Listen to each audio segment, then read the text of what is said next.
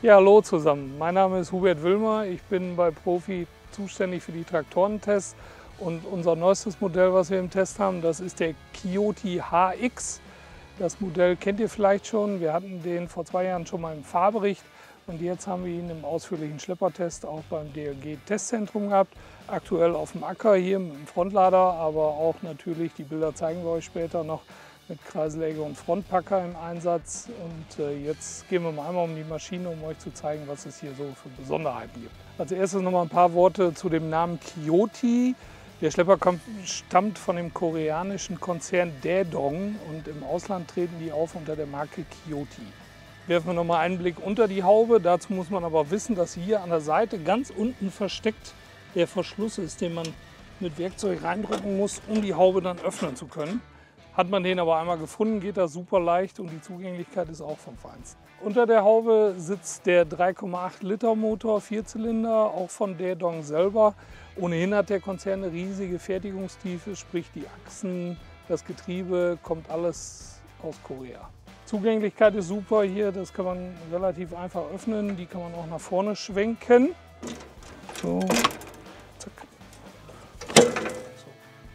Hier gibt es auch noch Siebe vor dem Kühler, wie wir das bei John Deere auch kennen.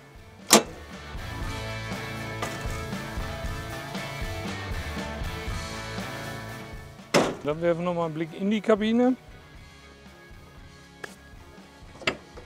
So, in der Kabine angekommen fällt als erstes auf, dass sie wirklich sehr geräumig ist, top verarbeitet, also die Verkleidung und so, alle massiv. Hier ein gepolsterter Beifahrersitz, ist auch gut Platz für.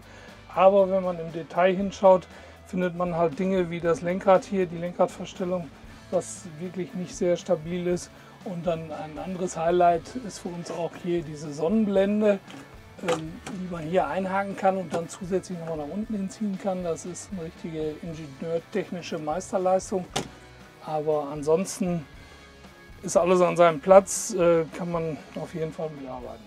Werfen wir noch mal einen Blick auf die Steuergeräte. Da ist der Kioti tatsächlich auch sehr schmal ausgestattet. Wir haben jetzt hier 3 Steuergeräte verbaut, aber die sind dann teilweise ohne Schwimmstellung. Also von daher nicht wirklich gut zu gebrauchen. Da sollte Kioti ruhig noch mal ein paar Euro mehr ausgeben, um dann da eine vernünftige, praktikable Lösung zu haben. Außerdem gibt es nur eine Zahnradpumpe mit 75 Liter pro Minute, somit also auch kein Load Sensing Power Beyond möglich. In dieser Klasse eigentlich mittlerweile auch Standard. Ein Thema ist noch die Gangschaltung. Also wir haben hier den Ganghebel mit 4 Gängen und einer Lastschaltstufe, also eine Untersetzung. Auch ein Knopf für die Kupplung ist dabei.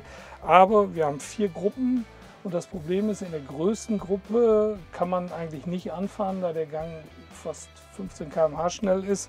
Und somit wäre eigentlich ein Gruppenwechsel nötig, aber die Gruppen sind nicht synchronisiert und von daher ist es eigentlich nicht sehr schön zu fahren, dann mit Anhängelast. Von daher würden wir uns daher wünschen, dass die Überlappung der Gruppen ein bisschen größer wäre.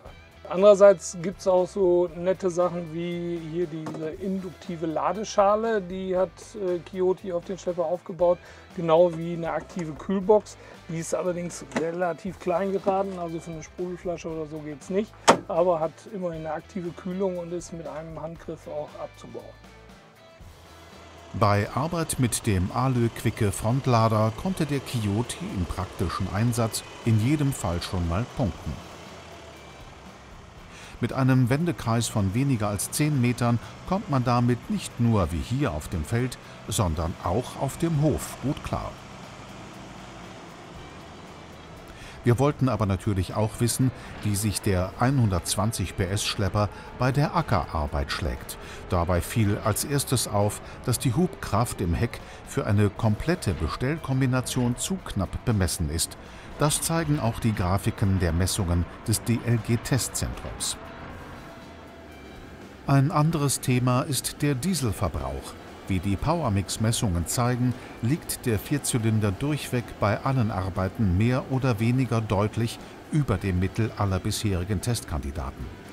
Somit empfiehlt sich der Koreaner eher als Allrounder auf dem Hof und weniger als der universelle Acker- und Grünlandschlepper.